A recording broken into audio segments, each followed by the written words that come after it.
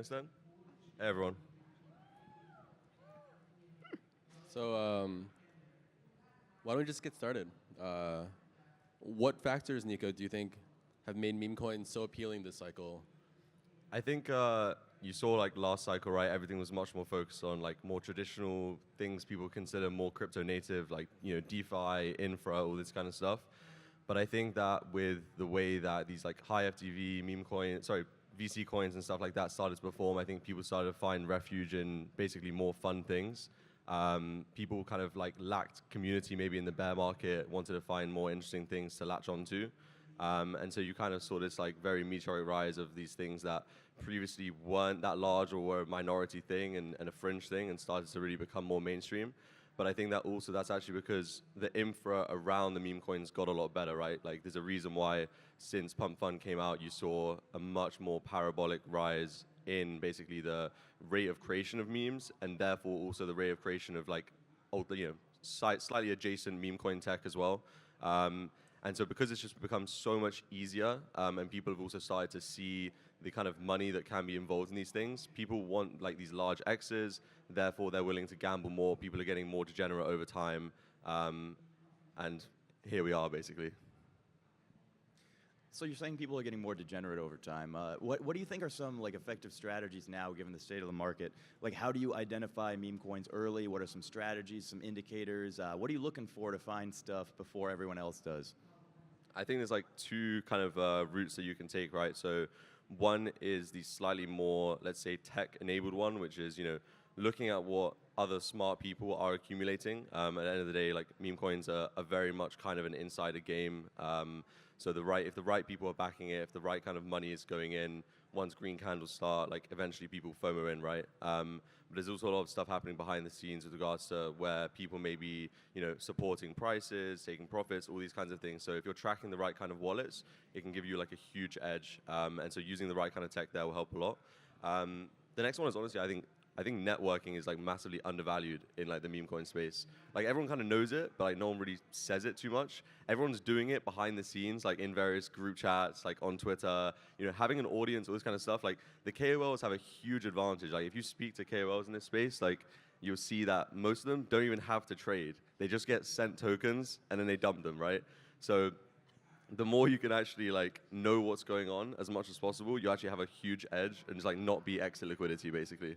So how do you think you should network? Like what is your optimal strategy for networking in this space? For someone, like let's say there's someone who has no idea what they're doing. This is the first crypto event they've ever come to. They just downloaded Phantom Wallet today.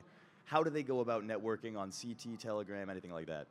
I think probably the easiest way is to build up your reputation within like one specific community. Because the more you kind of become an evangelist for one community, it's much easier basically to focus on one thing, get very good at one thing in one niche, whether that be Retardio, whether that be Giga, anything, right? It doesn't really matter. But something that's popular, but also if you can find a small upcoming thing and be early and be an early evangelist to that, then people will call you a genius after. So like that's also a huge thing that you can focus on.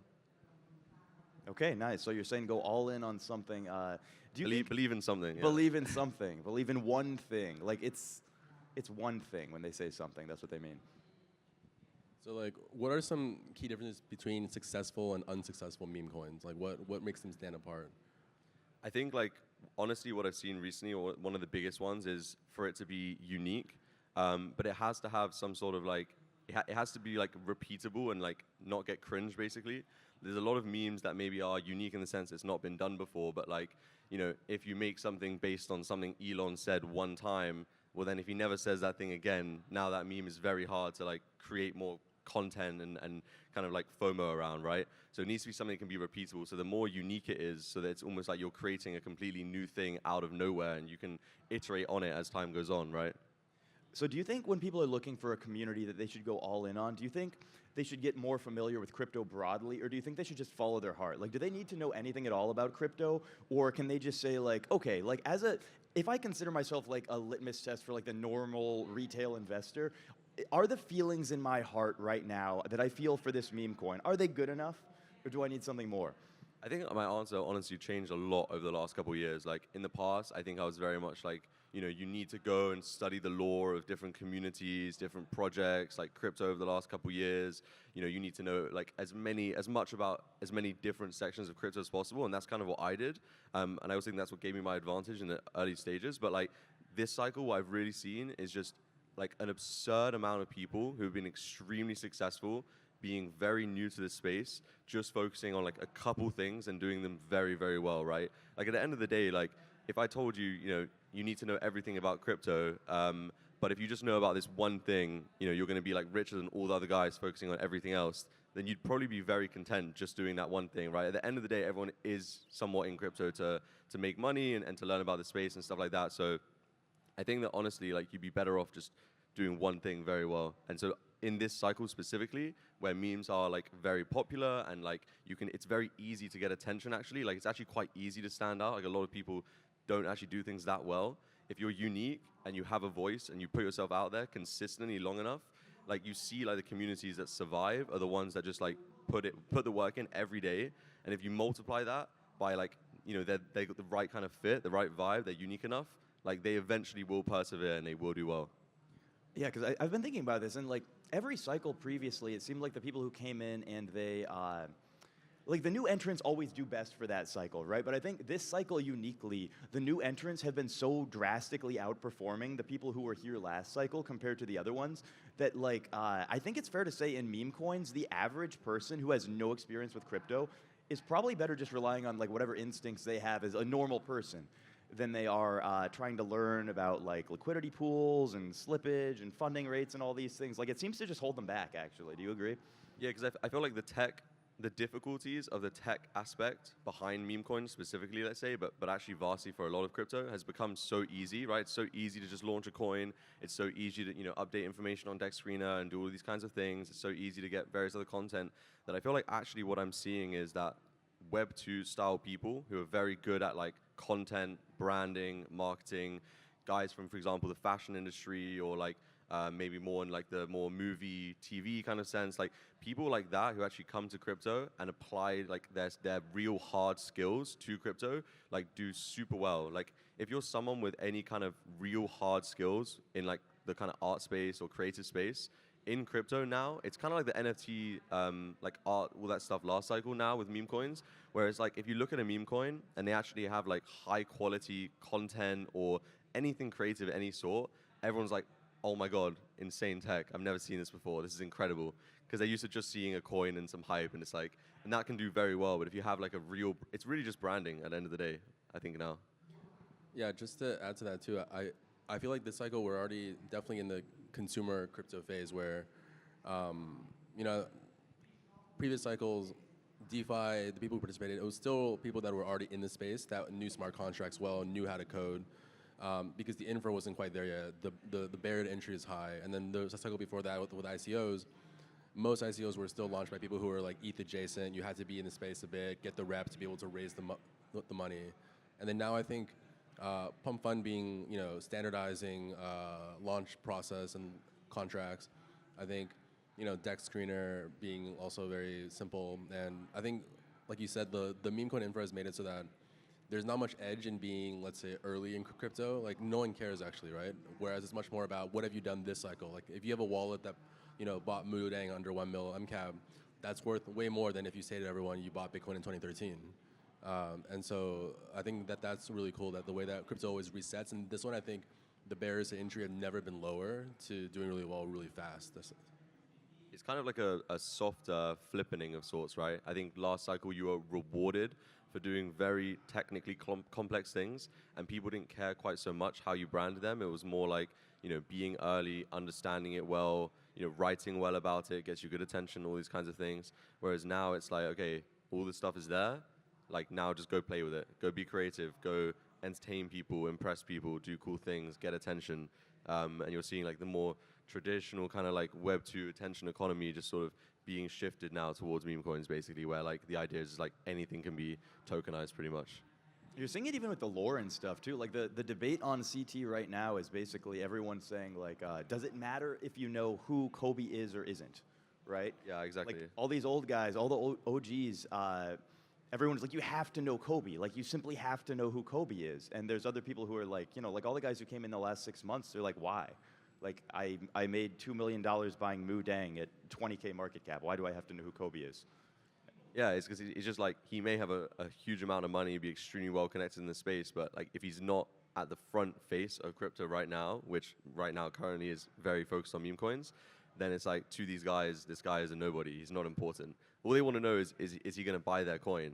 And so there will be some people who I'm sure are sitting there replying in his comments and chilling, you know, trying to show to him in some way or another. And it's probably happening loads behind the scenes. He's probably buying more things than people realize, but it's because he knows that he has so much like technically like power and pull between especially like a lot of the older heads from the last cycle that like if he starts to endorse anything, it will be like insane. So I think he like knows his power and he's like being responsible. Like Did you just say older heads? You didn't say old heads. You said older heads. Older. I've noticed a big change in the OG sentiment around meme coins the last few weeks, especially. I think when they started to do well in the spring, especially when Solana was outperforming everything by quite a bit, I think the general vibe was still that, okay, this is a flash in the pan. It's like whiff and bonk led, and it's basically because of Solana wealth effect. And that once, you know, things cool off, maybe Solana dumps, then people are going to move on. They're going to go back to VC coins, or they're going to go to some other narrative. And, you know, there was maybe a 1 month cool off period, but then, you know, and then people said pump fund is extractive or that it's over. And then now we're at record volumes again. We're at record, you know, launches. And I think a lot of the shift now is that, okay, this is actually going to be the main meta of this cycle.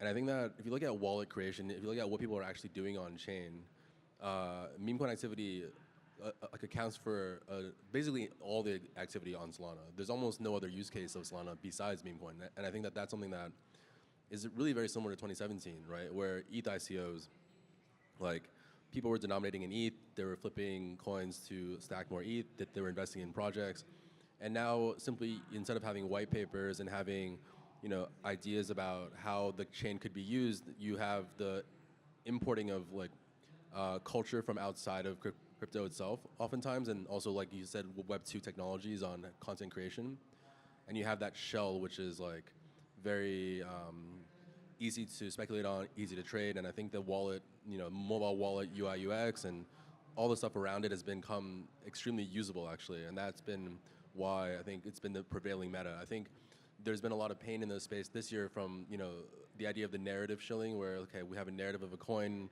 and it has a tech behind it, and a lot of reasons because people don't, I wouldn't say it's jaded, but I would say people don't really think that that's a value accrual or that's a long-term community around that. So it's really impressive how far it's gone without sort of any institutional buy-in from the community itself, right? Like Pump Fund raised, they tried to raise from like hundreds of people at the time, you know, and many similar examples with the similar companies at the time. So, well, it's actually turned into a game. Like it's turned into an RPG at this point. Where if you watch like the way that the different meme coin like group chats, cabals, whatever you want to call them, go about approaching the process of like doing their due diligence on a coin. Like they go through and they're all looking at these different metrics and weighing things out and saying, oh, this person is holding and they have maybe this much money, but they it's all in this other token and that was a really bad buy, and like there's a lot of gamification. Like there's a lot of choices. Everybody has their own approach for how to handle it, and it's made it fun. Like it's actually replacing video games for a lot of these guys. I was literally gonna say this. Like it's like gone to the point now where it's like, it's almost like you're playing like World of Warcraft or something, and you're doing like these raids and these clan wars with like your friends who are bullish on a certain coin against and or partnering up with sometimes like other coins, and you're going into people's like self-created like worlds, you know, almost like a Minecraft or Roblox. You go into different people's worlds and you're like exploring them, and you're finding out what the risks are, you're seeing what the opportunities are. If you're early, there's resources to mine, right? Like you're kind of like you're extracting value from that by being early, right? And like people are sitting in Discords, Telegram group calls with their friends, as if how people very much still do and used to do, even more so like with video games, right? And so like a lot of people were saying this a couple months ago, like the Pump Fund team specifically also was saying like, you know, Pump Fund is going to kind of become the next video game, and it's really just like adding this like financial aspect on top of like the gaming. So it's like I kind of see like this as another branch it's not really Web3 gaming, but it's starting to feel like that way, honestly. Yeah, no, and everyone, the Web3 gaming thesis has always been really big, and everyone was like, I don't know how it's going to emerge. Like, I don't know what it's going to be. And it turns out it was actually just markets, just bear markets. Yeah. So, Nico, what do you think are what are some things that differentiate like a successful meme coin between an unsuccessful one, both on the token distribution side and on the front-facing branding? I think on the front-facing branding is very hard to be like to describe, right? Because it's either something has a lot of provenance, so it's like a very OG meme that will never die. That's why you can always keep repeating it, doing things about it, and it kind of works and people like it. Or it's like, something based on a certain event or whatever it is, but then it's going to have some kind of like time decay, whether that be coming up into an election, and then like how does a Trump coin perform after an election, right? There's only so much you can do. How does a dog coin perform after the dog passes away? Like, does it immortalize it or does it kill the meme, right? But then you have the third thing, which is like creating something out of nothing entirely, right? Like maybe Milady style stuff is based on this kind of like neo, whatever it's called, right? Like design of the little, anime style character. And Retardio is kind of like a play on that, but it's like, where else have you seen someone put a clown on something and then it's like somehow just taken over CT and like now everyone has this as their PFP. They create this whole kind of like idea of a cousin and it's like you're going Retardio and it's like, but this is one example and I'm only saying that because I'm wearing the shirt, right? But it's like you kind of apply this to every meme, right? Like it's these very unique things. You create a community completely organically out of nothing. And therefore it's not reliant on anything, which means that you can morph it to be whatever you want as time goes on. You can continue to adapt and like create the narrative yourself, basically. And then really, I think honestly, like recently what I've been seeing is like just insane consistency from like the communities. And so it was like kind of how Retardio did well in the early stages was like their whole thing was that Milady on chain and on Twitter like maybe wasn't being as vocal or as active enough. And they were trying to prove that like they were there, they were actually like making an effort. And so you're seeing this now very much within smaller meme coin communities that are trying to get a come up where it's like they make a Twitter group, they got a Telegram group, they try to make a close chat of their guys to amplify everything. Like even Murad these days, I still see him in Retardio chats and other big meme coin chats that he's bullish on. He still sends posts that are even unrelated sometimes to those meme coins into those chats just for like those 20 guys to like repost stuff, interact with stuff, get attention. So it's like from the kind of like the bottom to the top, it's really just like how can you get as much awareness as possible, and that kind of requires some consistency, some creativity applied to a good thing in the first place, and that's kind of the recipe, and then a bit of luck probably as well. So do you think it's possible for a community to be consistent and still fail? Like, do you think it's possible for someone to just bull post for 6 months, just keep going at it relentlessly, shilling tickers and everybody's replies, and still just never break like a 200K market cap? Yeah, I mean, unfortunately, like you can't polish a turd, right? I think there are some things that are so bad that they become funny, and then it kind of becomes funnier as they come up. So that's the complete other side of the spectrum. But like, yeah, I do think I do also see like every day like examples of things that like the guys are good, like the content's good, everything they do is good, but it's just like the meme itself just like it's just lackluster. It lacks like you need to vibe with it. It needs to resonate with you in some way. And so like if it only resonates with a very small pool of people, it's very hard for it to multiply. Pretty much. Yeah, I was wondering. I almost wanted to ask for examples of that, but I feel like that might be cruel. Might be cruel, yeah. Might be cruel. Most of them are pretty cringe and irrelevant. That's like the whole point why you forget about them. That's why you don't buy them in the first place. Well, I think like they're not interesting. There's tons of these people on Twitter where I look at my replies and I see things and it's like, you guys have been grinding it out for 8 months, like surely. And then so I eventually go look at their chart and I'm like expecting it to be like a gradual grind up, or maybe there's like an accumulation cycle. Well, maybe actually I think what's happening there is that like they're pushing it too hard to the point where it just becomes cringe. So now it's like every time they post, it's actually just a reminder to people not to buy this thing. It's like, actually, let me just make sure I get out of this thing. So aside from the branding, what do you think is like bullish or bearish in terms of the token distribution between people? I think this has like changed a lot, like this cycle. Like it kind of flips every month or two, and I still don't think anyone has a strict answer. I don't think there's a right or wrong. People still bundle supply. People say bundling supply is bad. If you look at a lot of the top coins, they are, in theory, more organically distributed and not bundled. However, people will also tell you that having a bundled coin is good because then you have supply to give out to certain key people to help support it, also to help kind of like squeeze the supply into a smaller kind of piece so that it like, moves faster. There's less liquidity. It's easier to pump. Obviously, it dumps faster as well. It's kind of the nature of these things. I think probably like it really depends on what you're trying to do, but like if you want to, I think that when it comes to whether you should bundle or whether you should go for a more organic CTO, low supply, low team supply approach is more so based on how much money you actually have to put into the project. So, Lucas was asking, can people be consistent and do a good job and still not perform, right? And the solution to that is that even if you're doing a lot of stuff and people aren't getting attention, the one card you have in your back pocket is you can always just pump money into this thing. And if you pump enough money into this thing, people will buy it because the candles will go up.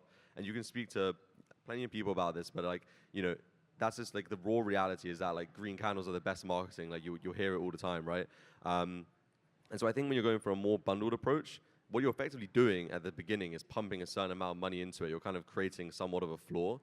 And so if you can keep doing that, like you will keep getting attention, right? But then the problem is that it kind of becomes a game of musical chairs whereby like when the music stops, like it stops. When you stop pumping money into it, then it's going to be very hard to keep it going.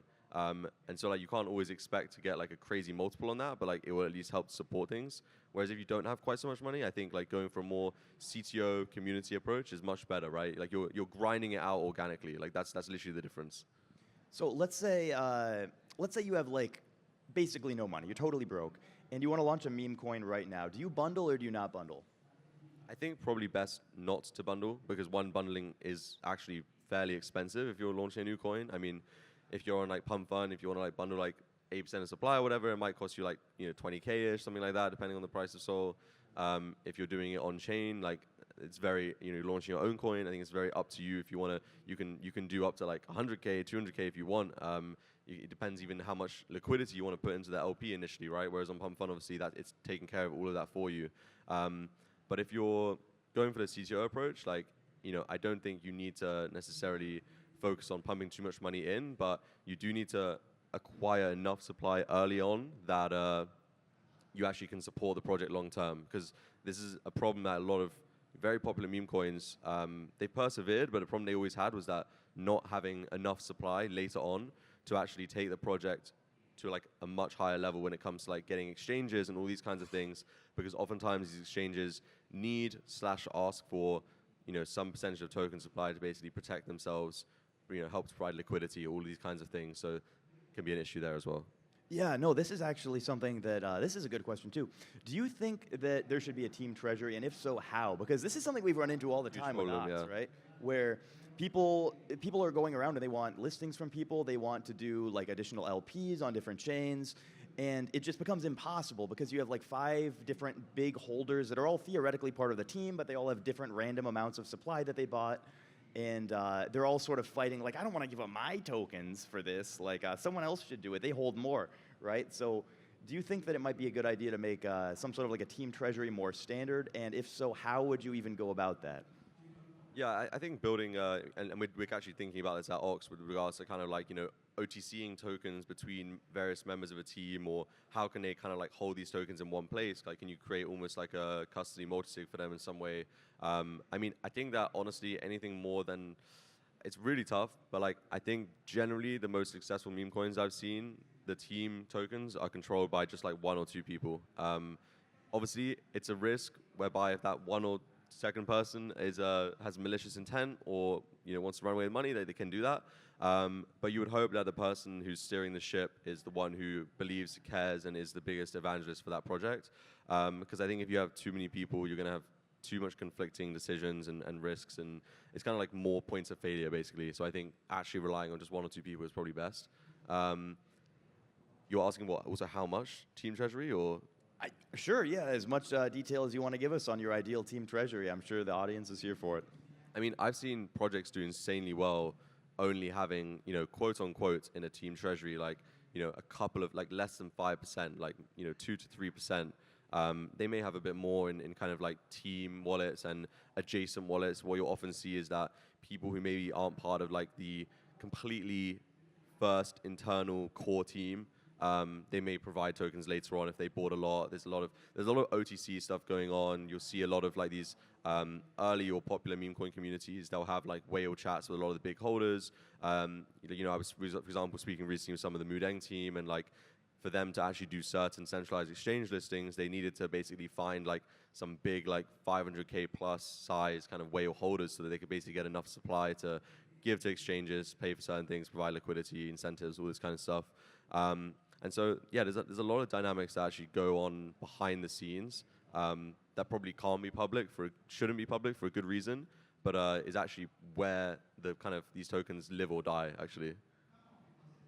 Yeah, I think actually there's a lot of similarities as the meme coins progress between meme coins and normal VC coins again, where you do have to pay for listings, like you do need capital to spend to build things. Just instead of building tech, you're building cultural production or you're building events or whatever it is. And I would say like nowadays you probably do want to bundle, because I think unless you bundle, you're not going to stand out among like a million launches a day, or it's just too hard. Even if you have the best ideas, someone will bundle and then just have more money on theirs, and theirs will be the real one because they put more money in.